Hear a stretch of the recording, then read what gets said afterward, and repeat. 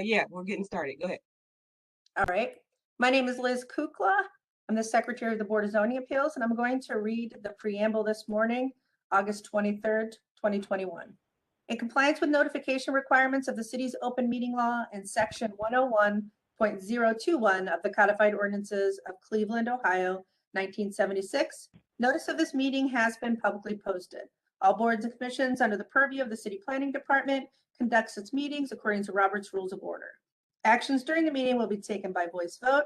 Abstentions from any vote due to a conflict of interest should be stated for the record prior to the taking of any vote.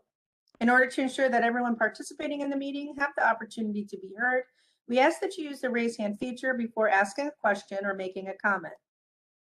The raise hand feature can be found in the participants panel on the desktop and mobile version and activated by clicking the hand icon. Please wait for the chair or facilitator to recognize you and be sure to select unmute and announce yourself before you speak. When finished speaking, please lower your hand by clicking on the raise hand icon again and mute your microphone. We will also be utilizing the chat feature to communicate with participants. The chat feature can be activated by clicking the chat button located on the bottom of the WebEx screen. Please note that call-in users can unmute by using *6. All meeting activity is being recorded via the WebEx platform. These proceedings are also being live streamed via YouTube for public view. We have provided a link to the meeting for those who wish to speak on a particular case via our website and email. All requests to speak on a particular matter have been considered. We've also received emails from those who have provided written comments on a particular matter. And Madam Chair, if you'd like me to, I can call the roll. Yes, please. Mr. Donovan is absent today. We have Ms. Faith. Present. Ms. Barnes. Present. Ms. Britt. Here. Madam Chair, we have a quorum. We should tell the applicants that we only have 3 members today. In order for their case to pass, there must be a unanimous vote. Otherwise, the variance would be denied.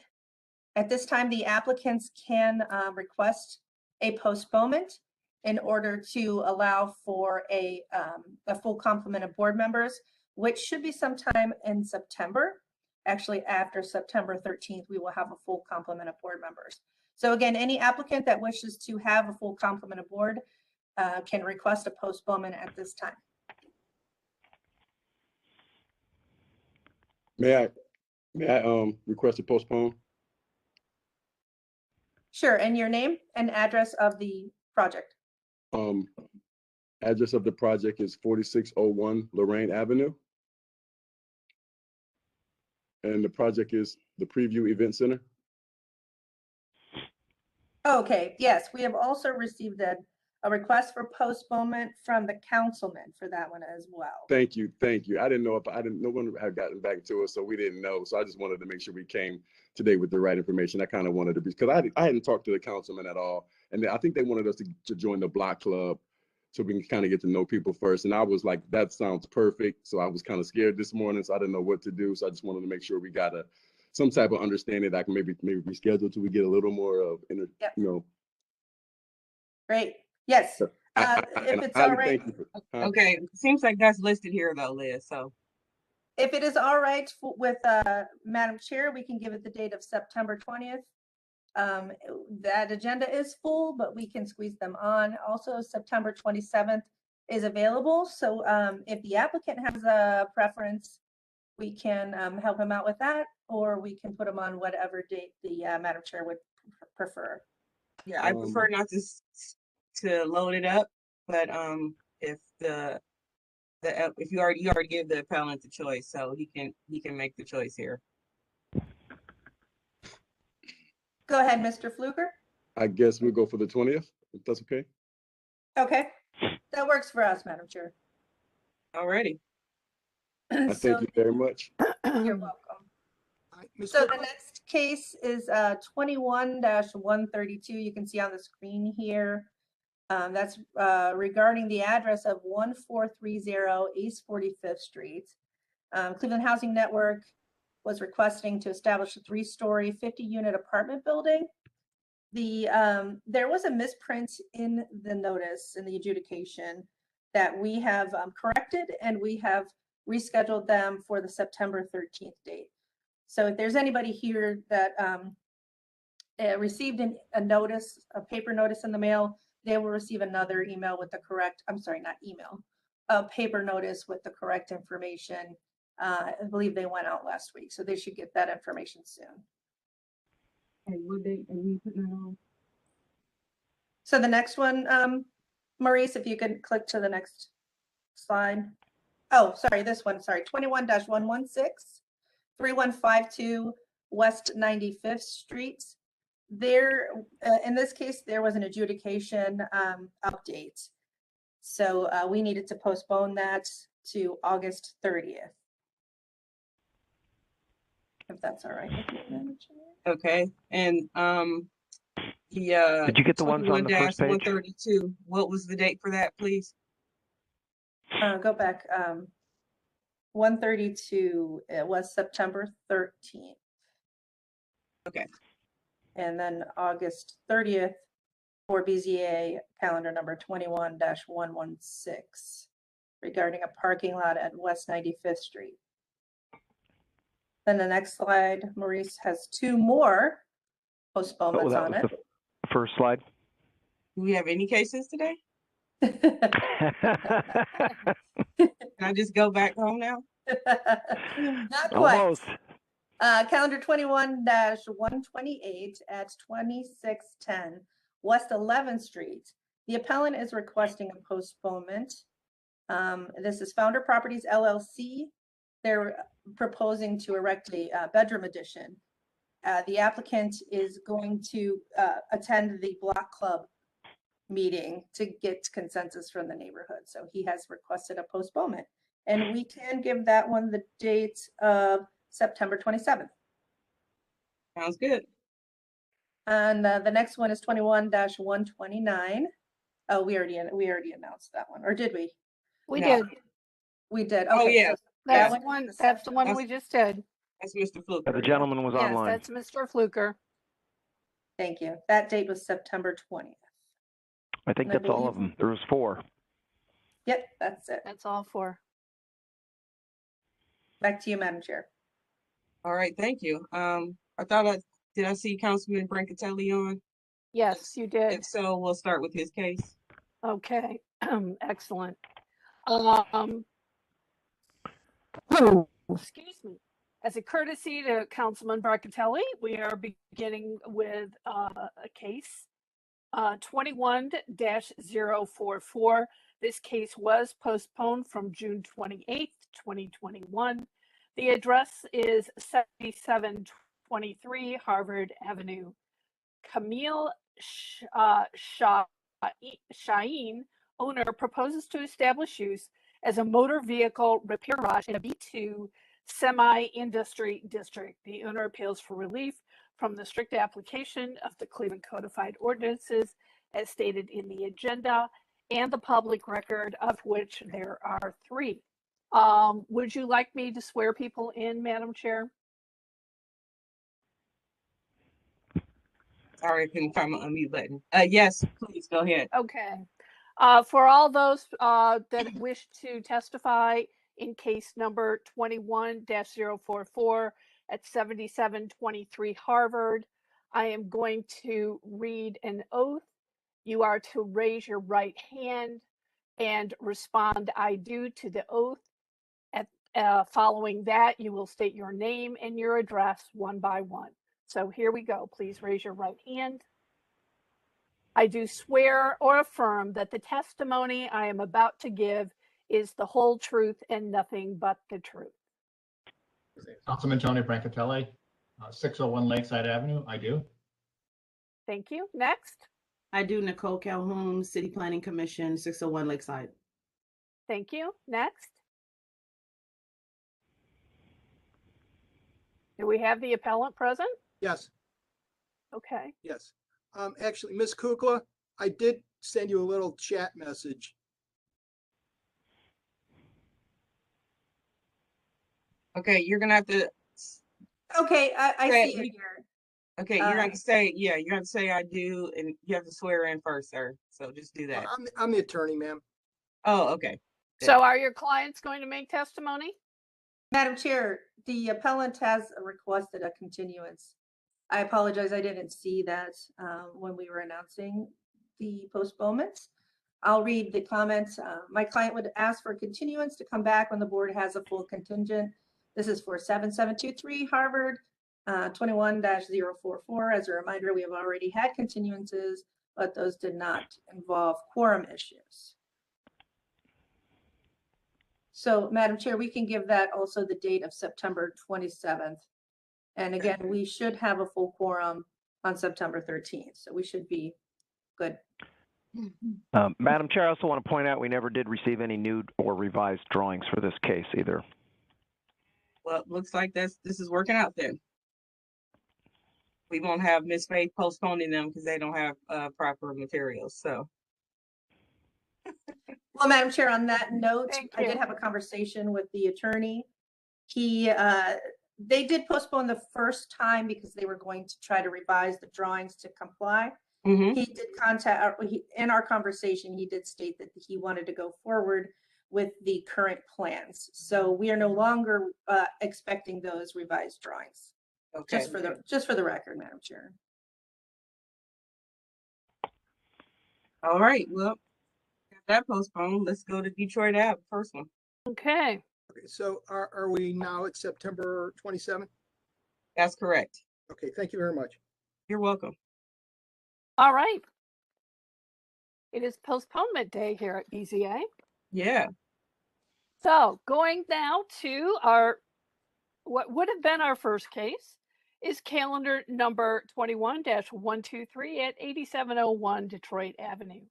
Horizon Education Center's owner proposes to construct a new childhood education center on a parcel located in a D1 multifamily residential district and a C2 local retail business district.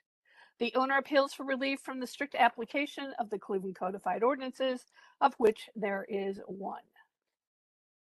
All those that are going to testify in this case, I'm going to swear you in. I'm going to read an oath. You will raise your right hand, and following the oath, you will reply, "I do." You will state your name and your address one by one. So here we go. Please raise your right hand. I do swear and affirm that the testimony I'm about to give is the whole truth and nothing but the truth. I do. Michael R. Cloud, 4205 East Lake Road, Sheffield Lake. Let's see. I do, Adam Davenport.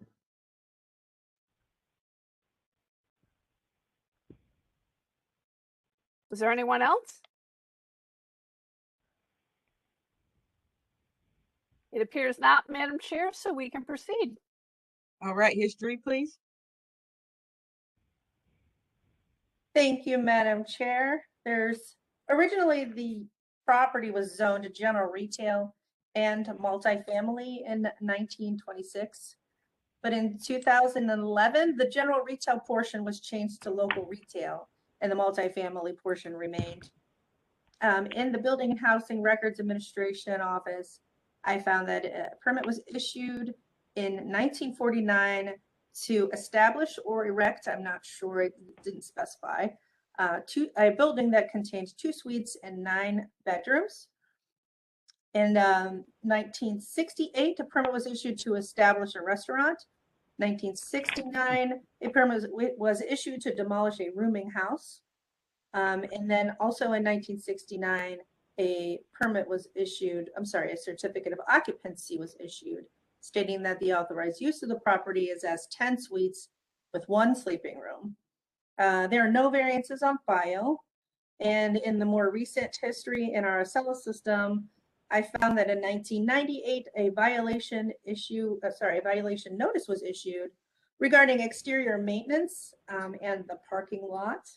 In 2003, a violation notice was issued as well for exterior maintenance. At that time, it was listed as a vacant lot.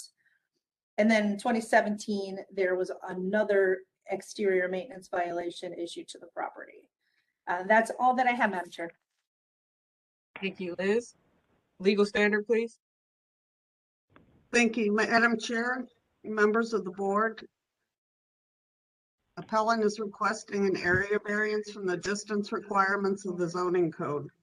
To obtain the area variance, appellant must prove that denying the request will create a practical difficulty not generally shared by other land or buildings in the same district, will deprive the appellant of substantial property rights, and that granting the variance will not be contrary to the purpose and intent of the zoning code.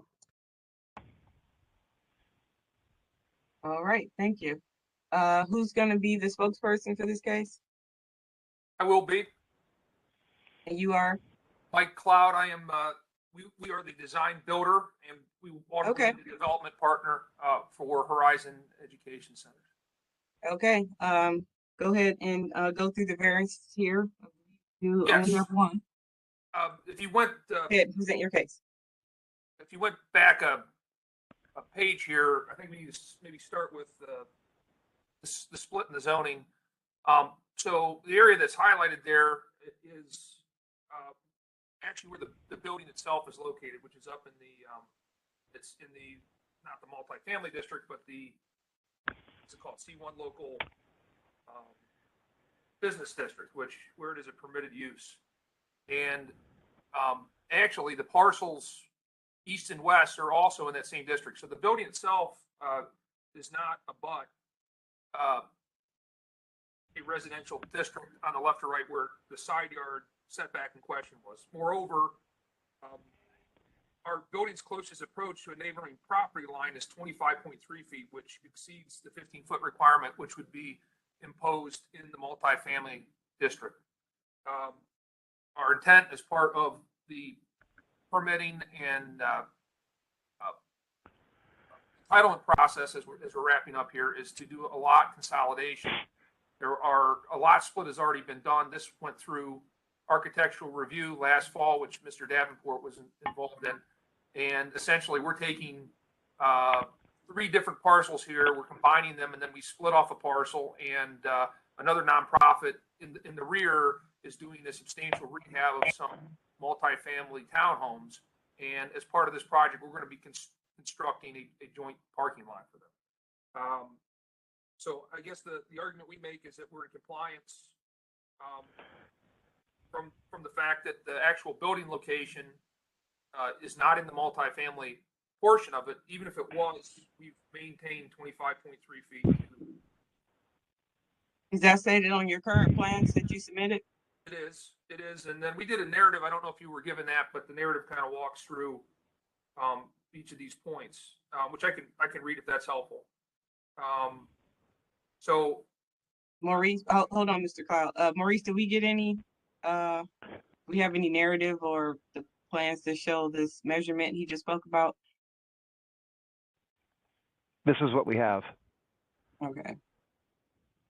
can you keep scrolling down? I mean, we submitted more plans than that. We submitted a full package.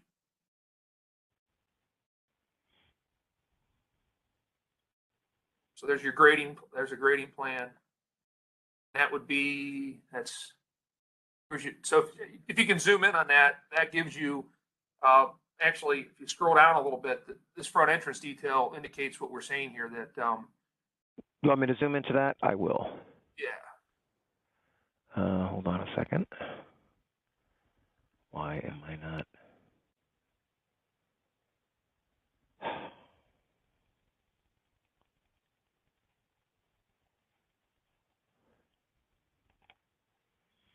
Madam Chair, we did receive that narrative. I apologize, I didn't send it. Thought that the applicant could just speak to those points today here at the Board of Zoning Appeals hearing. We're happy to do so. But if you look on the east side, the building, we're 27.6 feet off the property line, and on the west, you add up those dimensions, we're 25'3". The other components on site, I don't think meet the definition of a building. There's some playground things in the back, and if we scroll back out,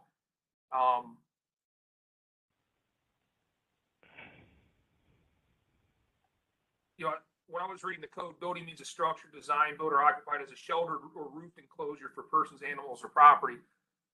Even if they're considered a building, I guess we would ask the variance in that if you're going to permit a childhood daycare center as an accessory use, that would be a reasonable accessory use. If we scroll in, zoom in, I'm sorry, to the two little playground areas, you can see the dimension that we're off the property line there. I think we've got them at 15 feet.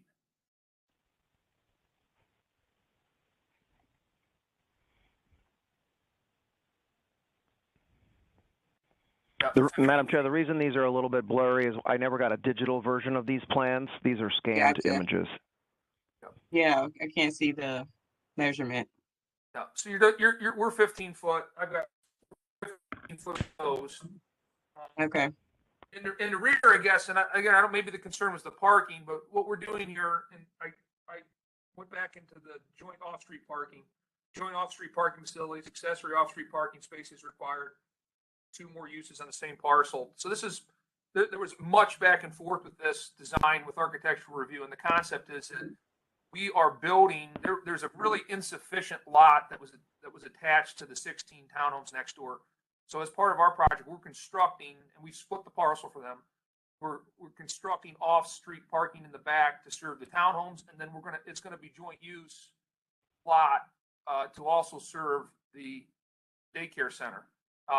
And one of the objectives through architectural review and going to the block meetings was, we wanted as straightforward of a center as we could get, yet still be able to safely drop off kids, which necessitated putting that parking in the back. And this was the best way to accommodate both projects, the project next door and our project with parking. So I think we meet the requirements for joint off-street parking, accessory off-street spaces. Yeah, you're not written up for parking. It's just the one variance about the accessory uses. Yes. Right, and it's any part of the project is within 10-15 feet of a residential district. It's not just buildings. I believe Mr. Riccardi can confirm that. That's correct. Okay. Thank you, Mr. Riccardi. Were you done, Mr. Cloud? Well, no, then I guess from that perspective, what the case we'd like to make, if we can go back to the 3 points that you had at the beginning we needed to make, the spirit and intent of the zoning code here, we think we meet that because the district is set up to obviously street forward to try to have businesses. We've put the building up in that district. The other uses are going to be a big improvement over what's there. We're going to be heavily landscaping and doing trees and everything in the back with a decorative fence. So you're improving the view of any residential neighbors that happen to be adjacent to what's there now, which is basically kind of it's an overgrown parking lot. To site one of these buildings, we looked at we wanted to be in the Detroit-Shoreway neighborhood. We had a study done by Cleveland State of where there was really need, because this can serve moderate and low income families. It was very, very difficult to find a piece of ground large enough, i.e. I don't know where you would be able to put another center in this area that would have nice, adequate green space behind it, and the playground amenities behind it. So we think that in terms of the prejudicial issue for highest and best use, we think we meet that requirement.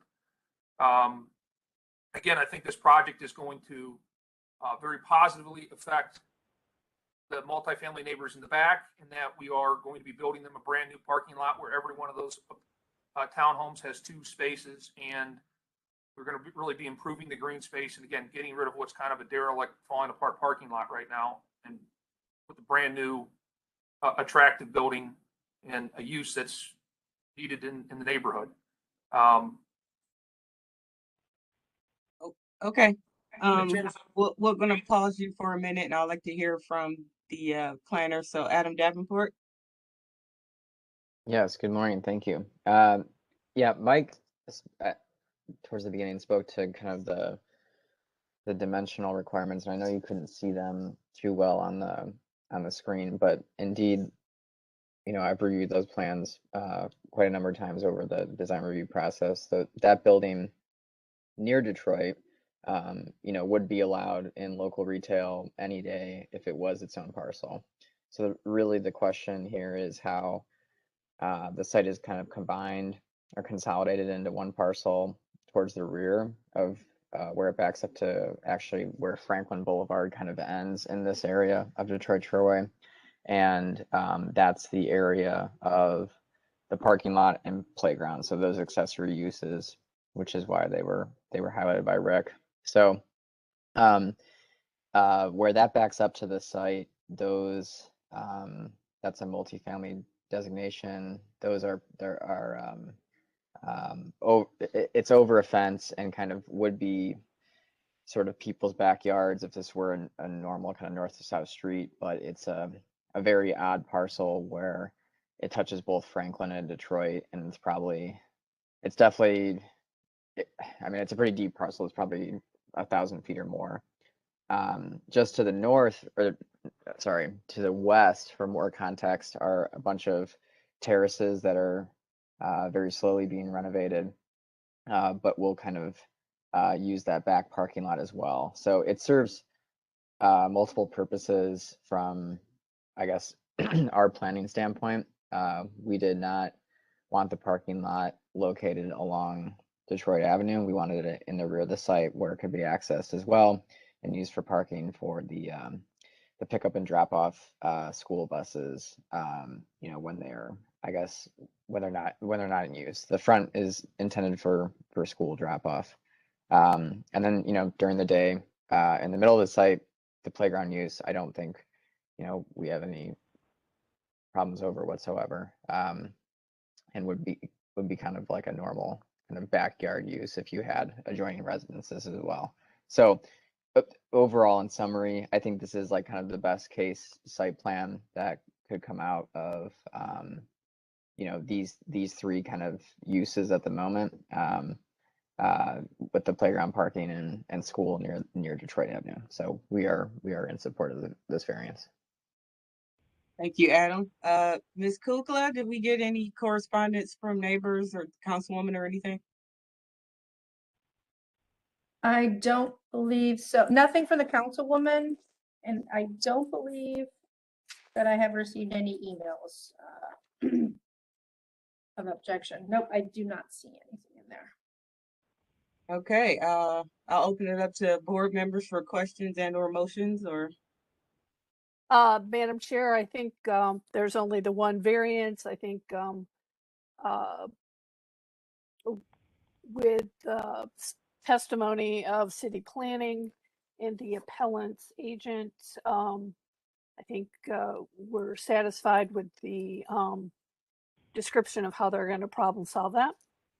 So this is an area that I think is sorely in need of this sort of development.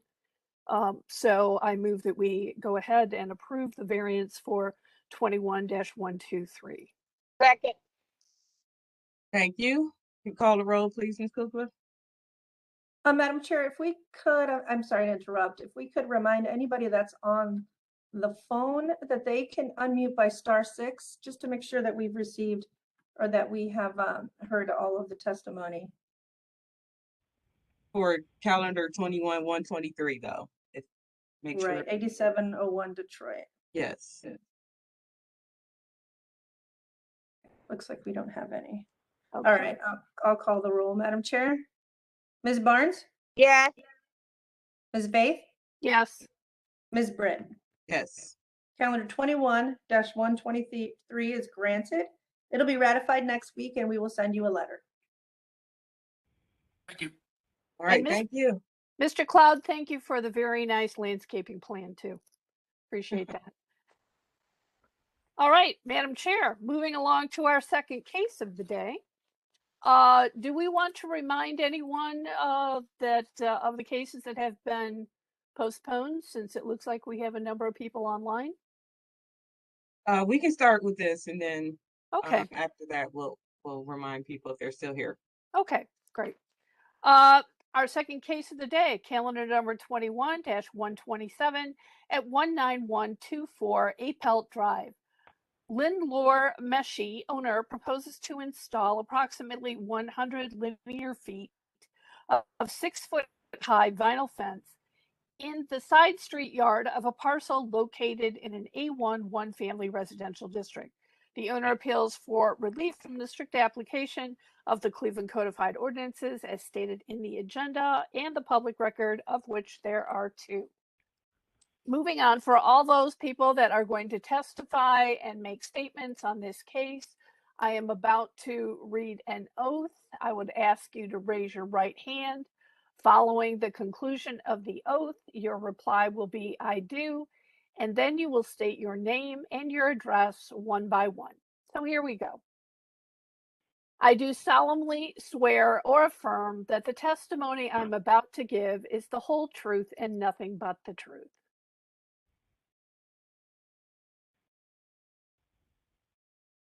So names and addresses, please, for those wishing to make statements on this case. Adam Davenport, City Planning. I do. Thank you, Adam. Next. Can you see me? Yes, we can. We can see and hear you. I do. Lindier Meshe, 19124 April Drive. I'm the owner of the house. Thank you, Lindler. Is there anyone else?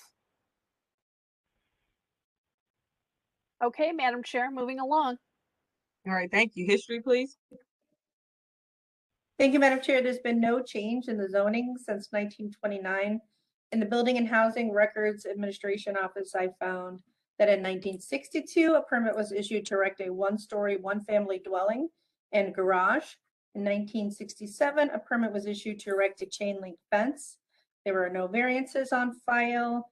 And in the Acela system, we found that in 2003, a permit was issued to replace windows. In 2019, a permit was issued or applied for to install 92 linear feet of 6-foot-high vinyl fence and or wood fence with 2 gates. And that's all that I have, Madam Chair. Thank you. Legal standard, please. Thank you, Madam Chair, members of the board. Appellant is requesting area variances from the fence requirements of the zoning code. To obtain the area variances, appellant must prove that denying the request will create a practical difficulty not generally shared by other land or buildings in the same district, will deprive the appellant of substantial property rights, and that granting the variances will not be contrary to the purpose and intent of the zoning code. Thank you. Okay, Mr. Meshi, go ahead and tell us what you'd like to do. Yes. So, we decided to install this fence because last year my wife witnessed people jumping the bushes that we had before, and during the night, and then the night after they stole my car in the driveway, and it was unsafe for my kids to stay in the backyard. So we decided to put up this fence. I already got a permit for the other side of the yard. So I didn't know I had to get a second permit. And because of the stress of the situation, we put the fence up. The inspector came and told us that you guys need to get a second permit. And I came to the city to apply for a second permit. The reason why we cannot go more than 3 feet, the actual measurements, the fence is 3.5 feet in one side and 3 feet on the other corner, but I rounded down to 3 feet.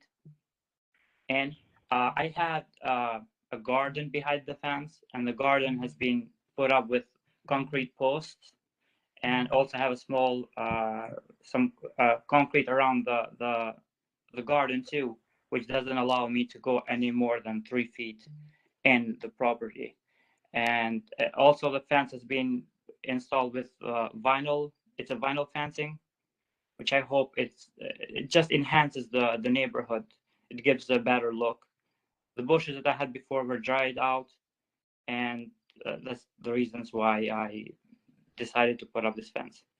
In the pictures that you guys see, the bushes on the side, they are still there. I haven't removed them only because I didn't have time to remove them, but those bushes, I'll remove them, and all we would see is just the fence, which is 3 feet in the property inside. Okay, Maurice, can you go back to the layout? His drawing? To see how, yeah, the drawing, yeah, to see where the fence is gonna go. Okay.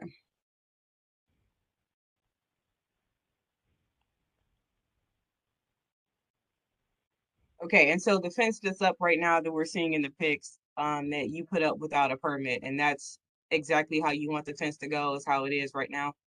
Yes. Okay. All right, Adam? Thank you. Adam Davenport, City Planning again. I think this is pretty much the exact same case that we saw last week on like Albers or Yep, a different yep. street. I think the sight line near the driveway is important for backing out so that you can see people on the sidewalk coming by. I do appreciate how the fence is three or more than 3 feet set off the sidewalk. With landscape, without landscaping, I don't think we mind about that. But I do think that sight line is important near the corner of the driveway. So I would request that it's adhered to like in the submitted site plan. Okay. Yes, Madam Chair, having been out there, I don't think that the angle on the actual as built is a severe enough angle. I don't think it's at the 45-degree or whatever the notation is in order to maintain that sight line properly. Mr. Meshi, where you said you have the concrete, is that what's affecting you from angling the panel here right at the end of the driveway? Yeah. Or do you have room to push it back a little bit more? The angle, just the angle. I can move the angle. I can cut one of the posts, leave it outside, and just move the angle. Okay, so if you can angle that to more of a 45 degrees so you can see better coming out the driveway, that will work for everyone. Yes, I do. Yes. Okay. All right, so before we'll rule on the case, but before you can get your permit, you'll just have to submit a new plan to show that you're going to make that angle, okay? Okay, I will. All right, board? Madam Chair, given the testimony of City Planning and the appellant, who has agreed to modify the angle of the fence at the corner by the driveway to improve the sight lines when backing out, I move that we go ahead and approve this variance as stated, pending receipt of updated plans showing the increased angle of that fence. Have a second? Thank you. Call the roll, please, Ms. Kukla. Madam Chair, before I call the roll, if Mr. Rollins could go back to the drawing. I believe that we saw that it is, the site plan showed that it would be 45 degrees, unless I'm mistaken. Nope, I guess it does not. So, okay, we want to see a deeper angle at that point. All right, I shall call the roll. Ms. Barnes? Barnes, yes. Ms. Faye? Yes. Ms. Britt? Yes. Calendar 21-127 is granted conditionally pending that revised drawings showing a deeper angle at the corner of the driveway and the sidewalk. We will ratify that once we receive that letter, and we will send you, once we receive the site plan, and then we will send you a letter after that. Okay, thank you. Thank you. Thank you. Madam Chair, that concludes our cases for today. It does. We don't have this Public Works invoice. Was that postponed? Yeah, I still have that on here. Yeah, me too. We don't have that one, Liz? Yes. We do. Yes, we're going forward with that. Do you have that, Ms. Sorry. Yep. Sorry. No problem. I have so many notes with all the postponement and the dates. Okay, so our final case then. Postponed from July 26, 2021. This is calendar number 21-107 at 0 St. Clair Avenue. This is a PPN number 102-20-002. This is a Public Works invoice. Claudia B. Seitz et al. Appeals under the authority of Section 76-6B of the Charter of the City of Cleveland and Section 329.02D of the Cleveland Codified Ordinances from the decision of the hearing officer dated March 7th, 2021 to uphold the City of Cleveland's Department of Public Works to issue invoice number WO7010-1024064 regarding abating nuisances, grass cutting, at the subject property. This was filed June 14th, 2021. There was no testimony. The first postponement was made at the request of the city to allow time for further review. So for all those that are going to make testimony and make statements on this case, I'm about to read an oath. I would ask you to raise your right hand. At the conclusion of the oath, you will respond with "I do." You will state your name and your address one at a time. So here we go. I do solemnly swear or affirm that the testimony I am about to give is the whole truth and nothing but the truth. I do. Natasha Brewster, Protest Department. I do. Andrew Hanna, Franz Ward. I do. Mark Stockman, Franz Ward, 200 Public Square, Cleveland. Next. I do. Ariel Kolk, 601 Lakeside. Is there anyone else?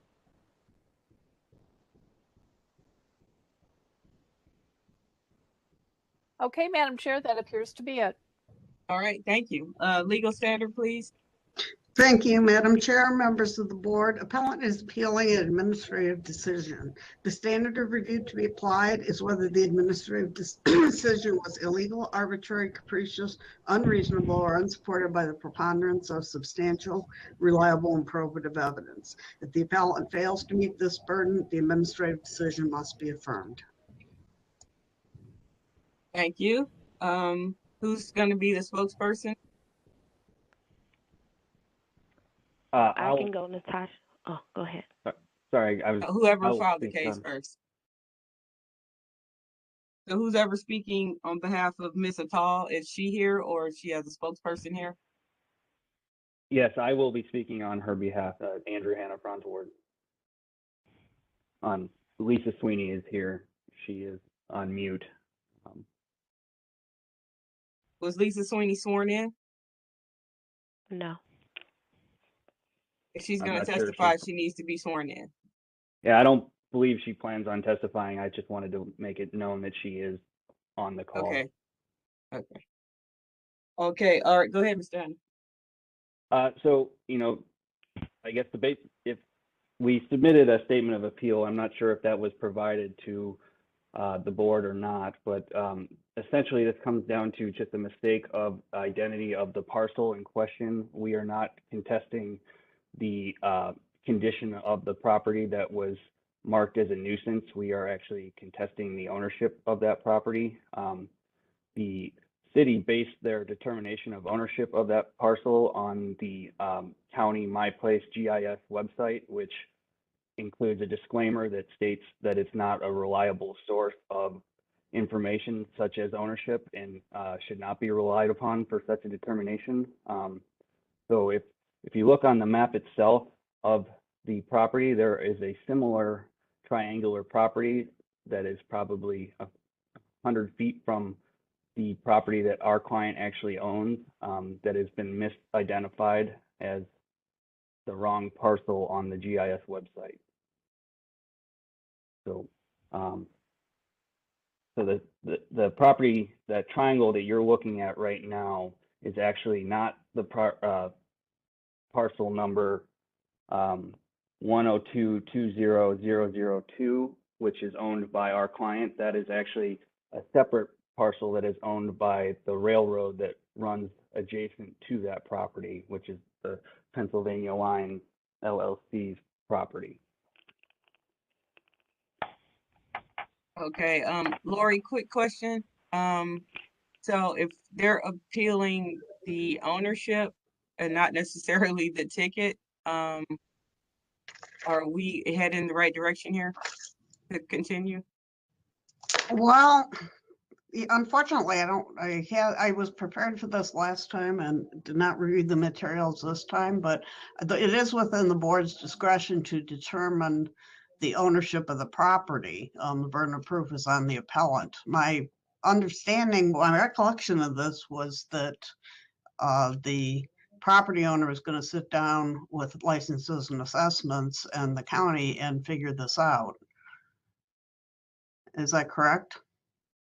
I'm not aware of that agreement, but I can say that we are contesting the ticket as to our responsibility towards it. So if that's an issue, then we will state that we are contesting our liability under that ticket. It's just, well, but you're saying that it wasn't your property, that the property is misidentified.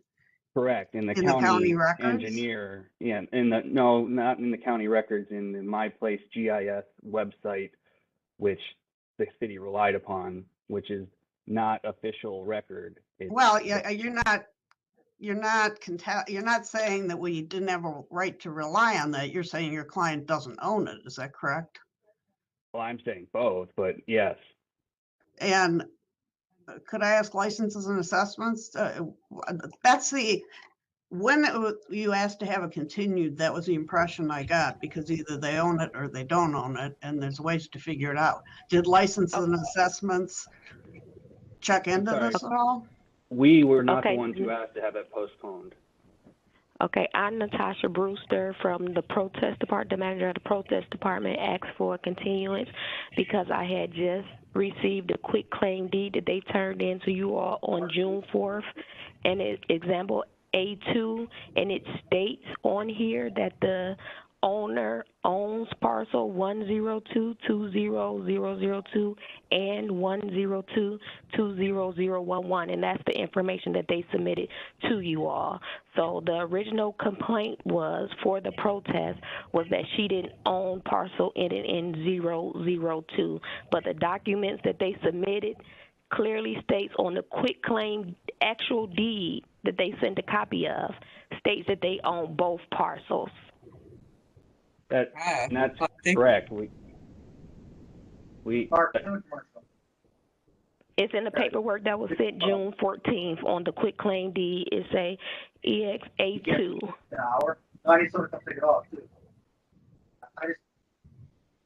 I'm sorry, I'm hearing feedback in the background. I'm not sure. Is that? Yeah, I think someone's just not muted. So go ahead and speak. Okay. Yeah. So we are not. That is correct. That our clients do own those subject properties. It's the My Place GIS website has improperly identified the wrong parcel, that triangle, as parcel 102-20002, when in fact that is not that actual parcel. That parcel is further southeast of that property there.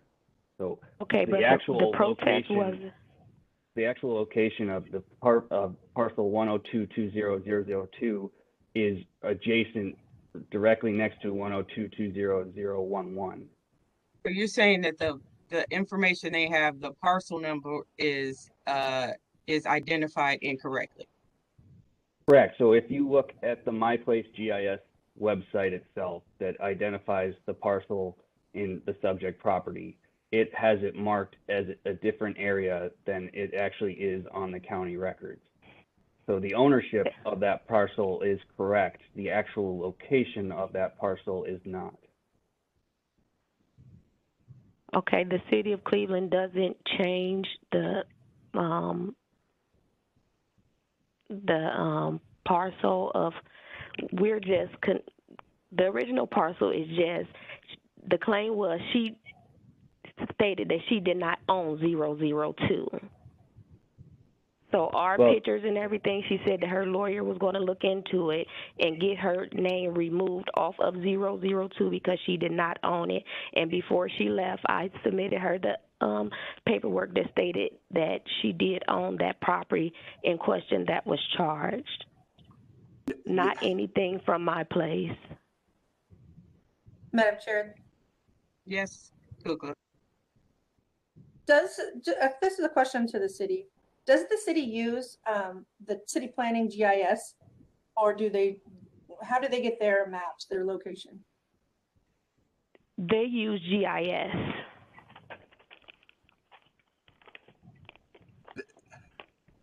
Madam Chair, I can tell you that the City Planning Commission's GIS viewer pulls its data on parcel numbers from the county.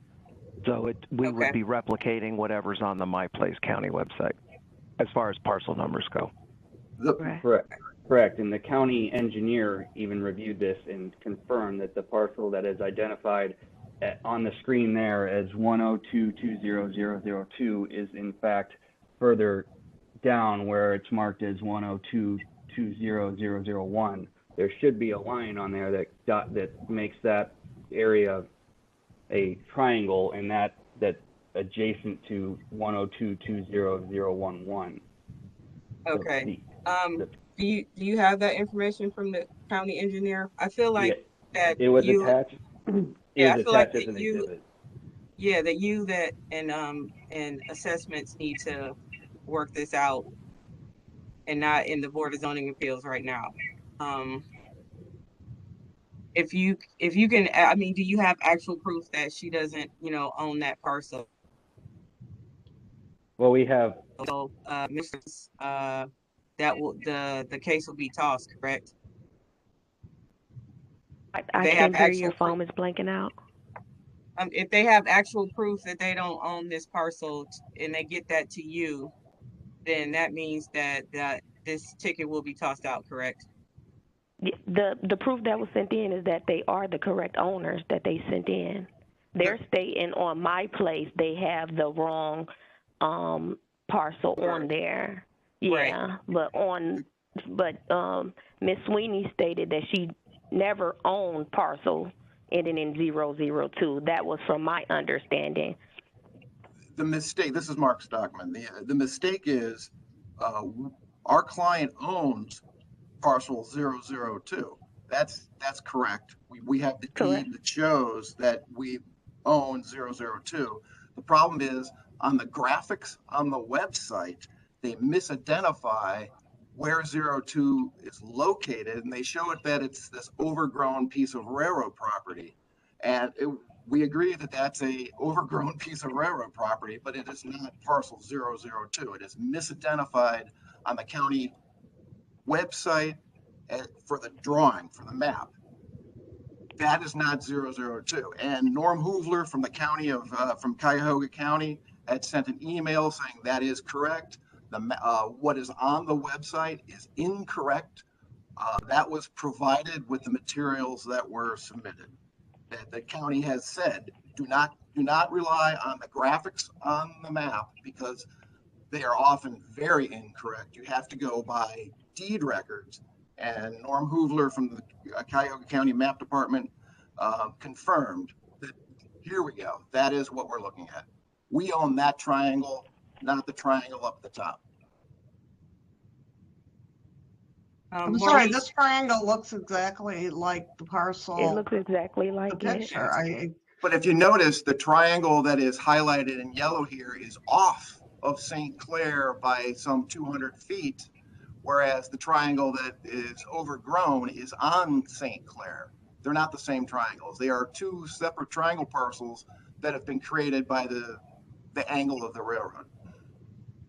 There you go. We own that bottom triangle. It's not showing it, but there's a triangle of land next to the railroad and parcel 011 that we own according to county records and according to fact. The deed that is incorrect. Where you show, yes, right there. That is the correct parcel. That's our parcel. When you say that's a correct parcel, you mean that's the parcel she owns, or that's the parcel that that's the parcel that our client owns, and that is the parcel that is legally 002. It's just misidentified on the map. So you're saying what's identified on the map as 002 is the parcel where the work was done? Yes. Correct. I understood that the parties would be conferring with the county and straighten this out. It doesn't appear that's going to happen now. I suggest we continue this, and thank you. Either Natasha, can you get your attorney's to check into that. If they won't do that, I'll do it. You know, I reviewed the material weeks ago, but I think you're right. You have to check into deed records. But I don't think at this point the board has enough information to understand.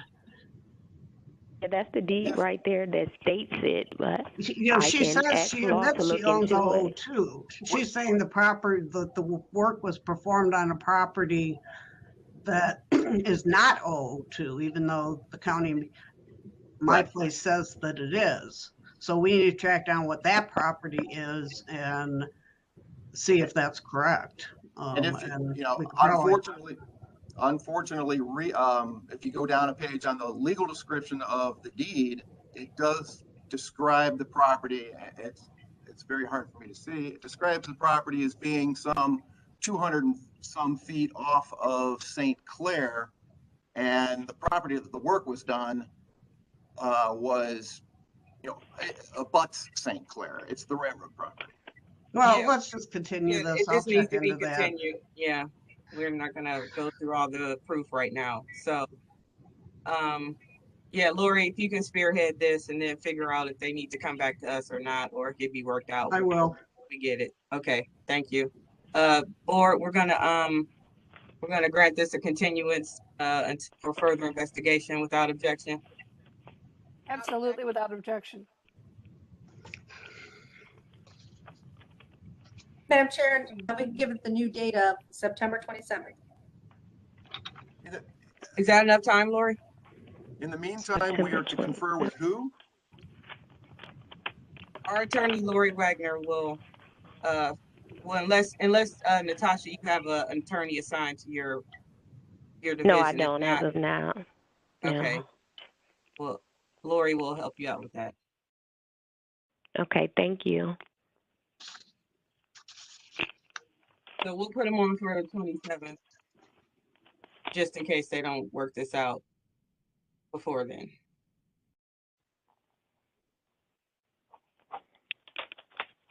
Okay. Alrighty. Old business, Madam Chair? Old business. Do we have it up? There we go. There we go. Old business 1 and then 4 through 6 without objection. Without objection. All right. That concludes postponement day here at Board of Zoning Appeals. That's right. Yes, it was. Enjoy the rest of your day. 2 cases.